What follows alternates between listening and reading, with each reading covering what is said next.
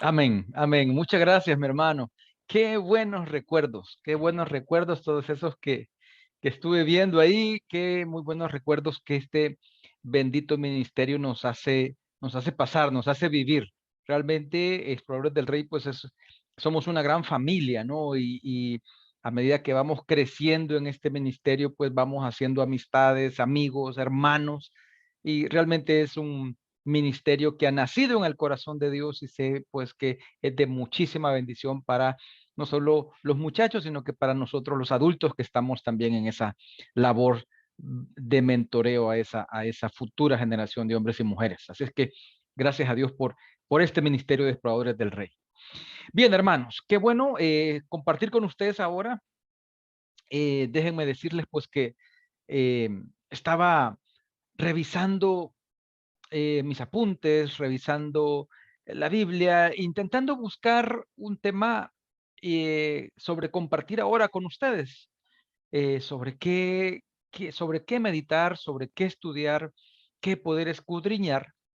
Y fíjense que eh, entre tanto que está en la palabra de Dios, ¿verdad? Entre tanta información y tantas promesas que tenemos en la Biblia, que es la palabra de Dios, eh, pues encontré una, una batalla, encontré un conflicto y es sobre el cual quiero que hablemos ahora.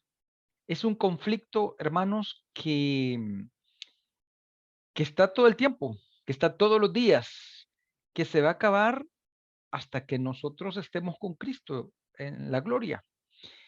Y es el conflicto que existe entre la carne y el espíritu. Y precisamente sobre ese conflicto es el que quiero que hablemos ahora y que reflexionemos ahora esta noche.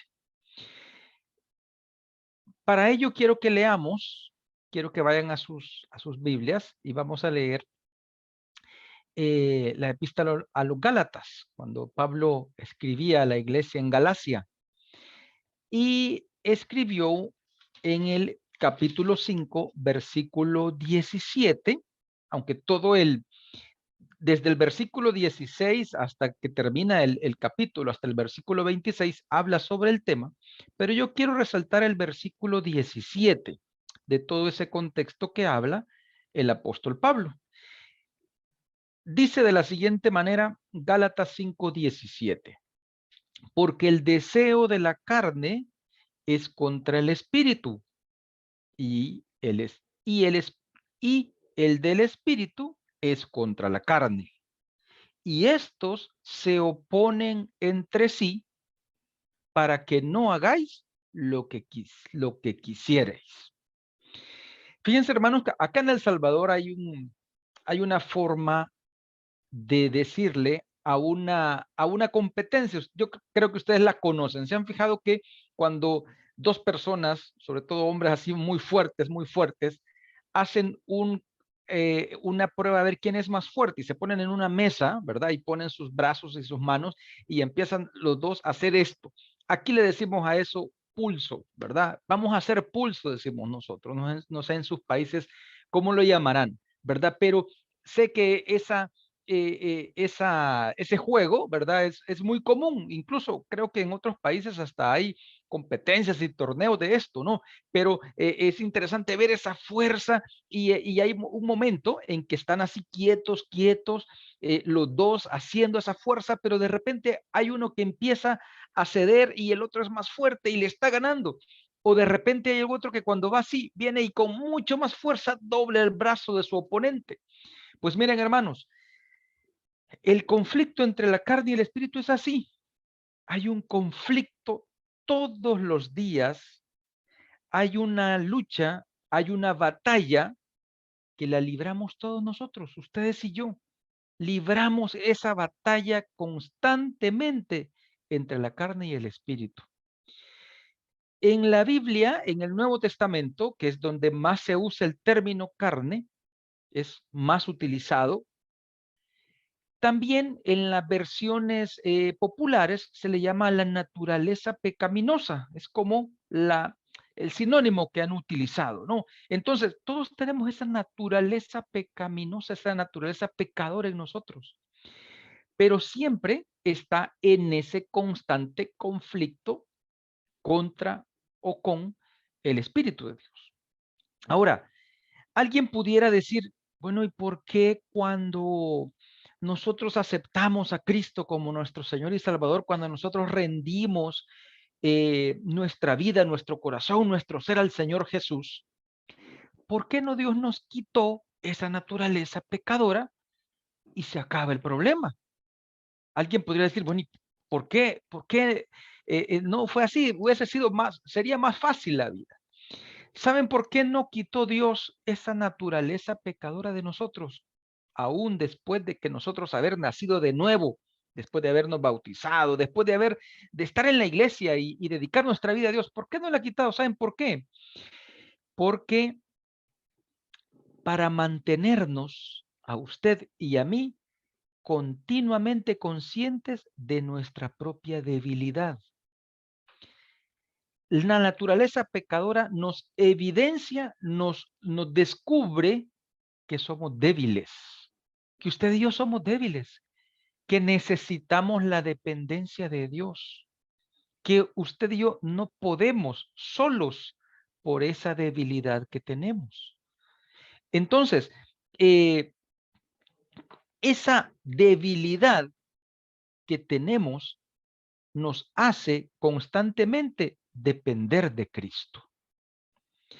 Esa es digamos que la forma o la manera como le podemos sacar provecho a esto.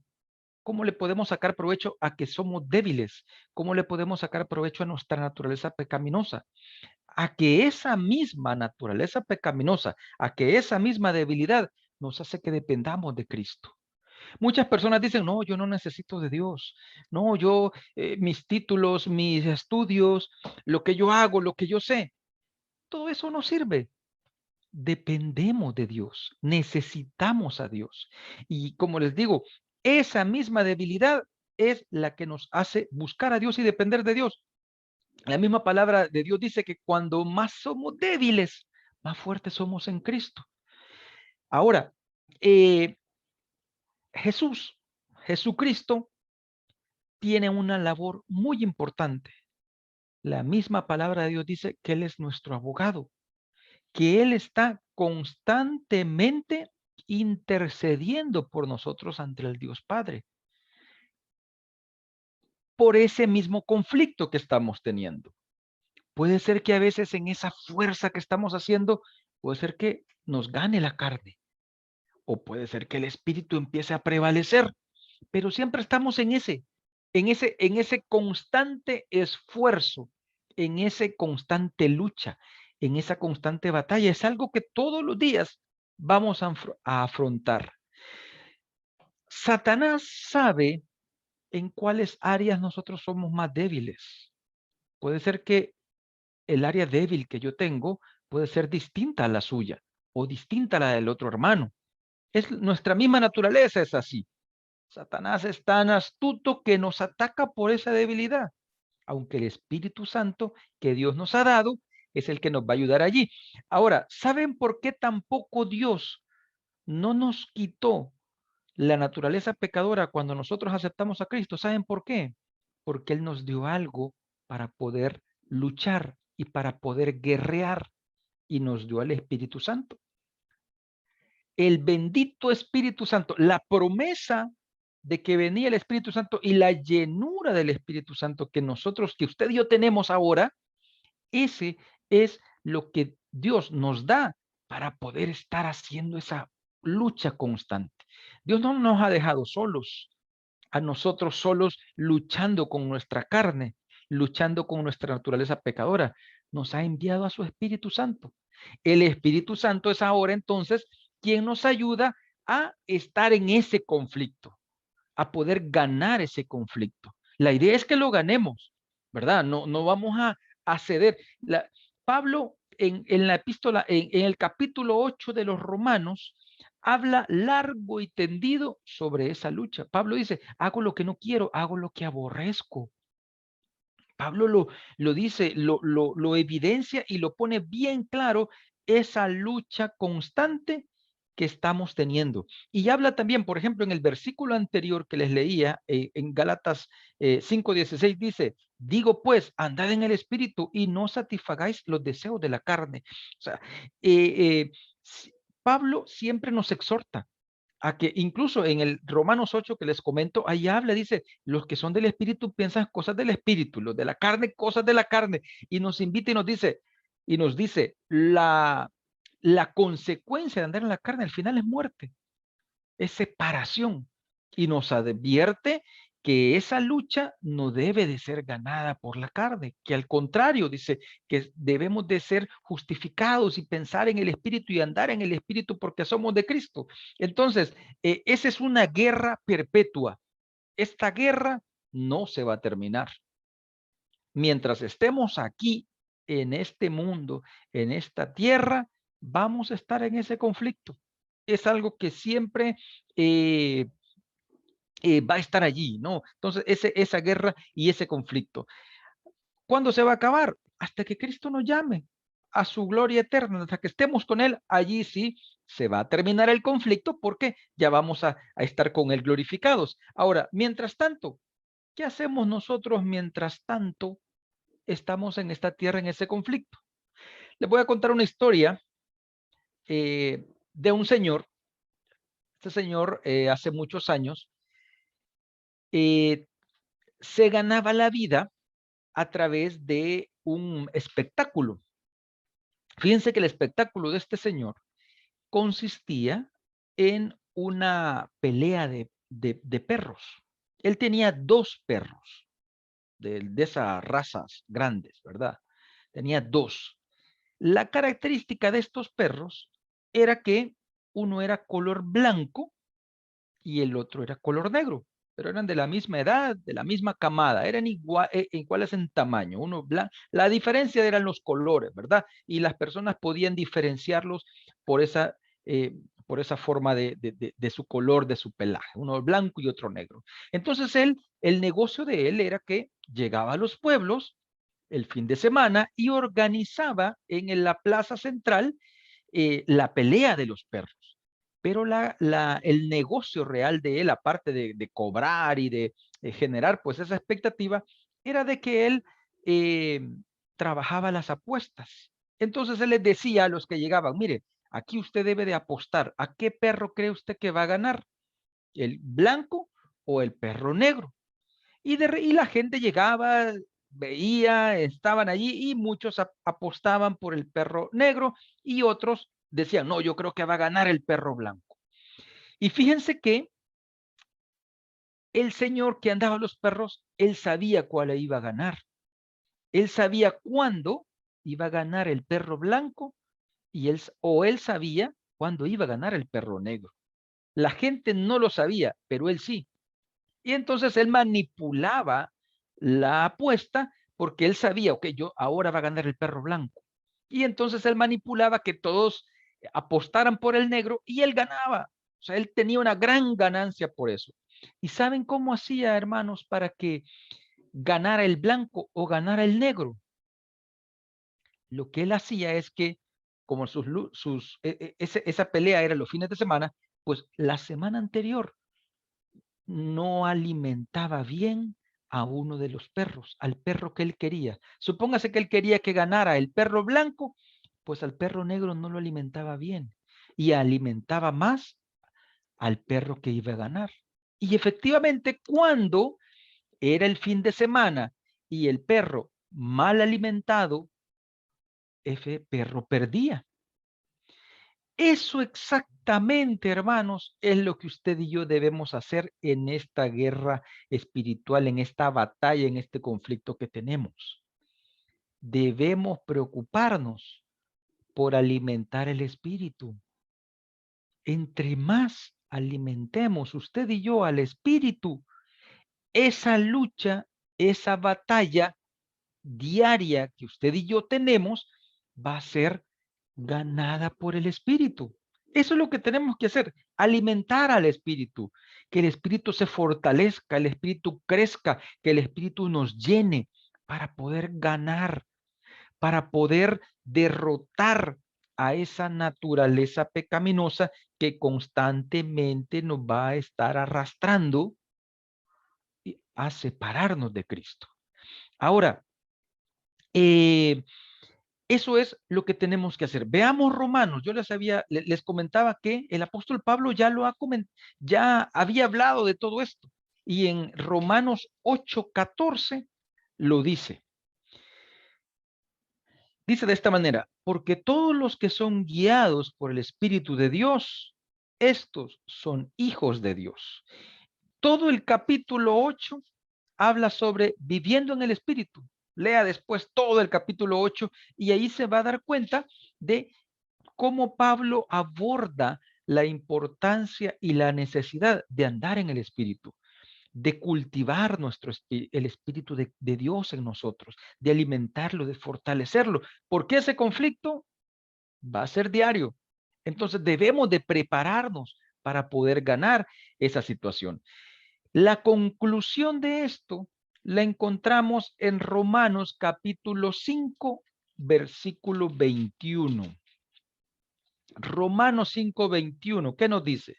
Para que así como el pecado reinó para muerte, así también la gracia reine por la justicia para vida eterna mediante Jesucristo nuestro Señor. ¿Sabe qué es la ventaja que usted y yo tenemos? La gracia de nuestro Dios.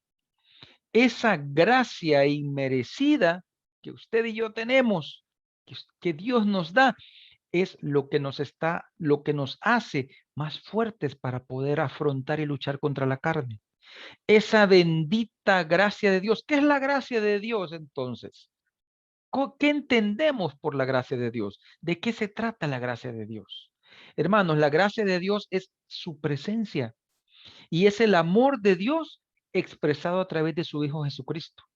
Cuando Jesucristo vino, murió por nosotros, eso es el más grande ejemplo y personificación de la gracia de nuestro Dios. Ese sacrificio que Dios nos ha dado, esa gracia inmerecida que tenemos en nuestra vida, es la que nos va a ayudar también a alimentar el Espíritu Santo. Recomendaciones finales, hermanos, para poder recibir la gracia de Dios. ¿Cómo la recibimos? ¿Qué tenemos que hacer para recibir la gracia de nuestro Dios? Primero, al estudiar y obedecer la Escritura. Yo les animo, yo les digo, hermanos, estudiemos la palabra de Dios. No vamos a saber qué hacer si no estudiamos la palabra de Dios. Cómo Jesús venció la tentación en el desierto. ¿Se acuerdan cuando él se fue 40 días y 40 noches al desierto y fue tentado por Satanás?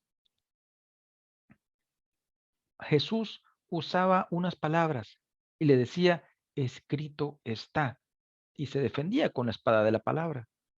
¿Cómo nosotros vamos a poder defendernos si no sabemos dónde está escrito nuestra defensa? Debemos de conocer la palabra de Dios, debemos de estudiarla, debemos de escudriñar las escrituras, dice, porque en ellas parece que encontrás la vida eterna. No solamente leerla es suficiente, hay que obedecerla, ¿verdad? Hay que seguir. Así como nosotros marcamos la Biblia, ¿verdad? Algunos vemos una Biblia y qué bonita anda la Biblia del hermano, bien marcada, todos los libros resaltados, pero debe ser al contrario. La palabra de Dios es la que nos debe marcar a nosotros, nos debe marcar nuestra vida, nos debe poner ese sello a nosotros mismos, pero debemos de estudiarla y debemos de obedecerla. Segunda recomendación, hermanos, oír la proclamación del Evangelio. Gracias a Dios por este espacio, porque estamos oyendo palabras de Dios, porque escuchamos la palabra de Dios a través de los predicadores en nuestra iglesia, ¿cuántos, se han fijado cuántos espacios de predicación de la palabra de Dios se han abierto en Facebook después de la pandemia? Lo que decía mi hermano Mauricio, es lo bueno que nos ha dejado la pandemia, las pocas cosas buenas, pero son muy importantes. ¿Por qué? Porque ahora las redes sociales se están utilizando mucho más fuertes para difundir la palabra de Dios. Yo he visto muchísimos predicadores que antes no lo veía yo en las redes sociales, Creo que ustedes y yo tenemos muchos años de estar con nuestras cuentas en Facebook, por ejemplo, y vemos muchísimos predicadores. Yo veo cultos enteros ahora a través de las redes sociales, ¿verdad? A través de todas esas cuentas que hay de Instagram y tantas espacios digitales que hay, ahí está ya la predicación del evangelio, ahí está ya, se está escuchando. Entonces, una forma de recibir la gracia es a través de escucharlos. Otra forma, otra manera de recibir la gracia de Dios es a través de la oración.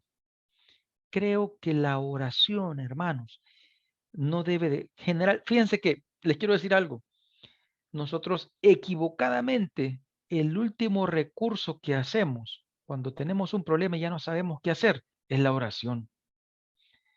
Y digo equivocadamente, ¿por qué? Porque es lo primero que debemos hacer, pero es lo último que hacemos.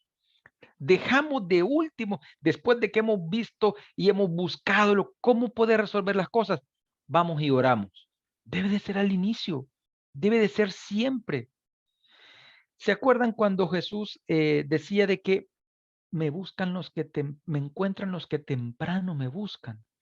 Eso no solo se aplica a orar temprano, es muy bueno, es muy buena práctica orar en la mañana, tempranito en la mañana. Es una práctica que Job hacía. Si usted lee los primeros capítulos de Job, dice que él todas las mañanas de su vida, oraba al Señor, le pedía perdón por sus pecados y perdón por el pecado de sus hijos. Era una buena práctica que Job hacía. Pero a lo que voy, hermanos, es cuando dice la palabra de Dios que me encuentran los que temprano me buscan, es porque es lo primero que debemos de hacer. Es lo primero que debemos de hacer, orar ante todo. Cualquier decisión que hacemos debe ser consultada con Dios. Entonces, la oración es una práctica que debe de estar desarrollada en nosotros lo más que podamos. Entre más fuertes en la oración somos más fuertes en el espíritu, es más débil nuestra carne. Ese conflicto está allí y puede ser ganado a través de la oración. ¿Cuál es la pareja perfecta de la oración? La otra forma de adquirir gracia es el ayuno. Miren, hermanos, esa fórmula, esa mezcla de esas dos situaciones, la oración y el ayuno, es un arma poderosísima para poder guiarnos, para poder alimentar al espíritu, para poder salir adelante. La Biblia dice que vamos a tener preocupaciones y que muchas cosas van a venir, pero si mantenemos esa, esa, esa dupla de la oración y el ayuno, vamos a salir adelante a pesar de cualquier situación que se nos pueda venir. Entonces, el ayuno es otra forma de poder adquirir la gracia de Dios. Otra forma de adquirir la gracia de Dios, ¿cuál es? Lo que acabamos de estar haciendo es la adoración. Adorar al Señor. Cuando nosotros adoramos a Dios, es una acción de poder eliminar todo lo que está a nuestro alrededor se desvanece mientras nosotros adoramos al Señor Jesús. Cuando Dios recibe nuestra alabanza, nuestra adoración como una ofrenda, esa es otra manera de adquirir la gracia de Dios. Ya llevo varias. Les dije la primera, estudiar y obedecer la palabra, la primera forma de adquirir gracia. Segunda, oír la proclamación del Evangelio.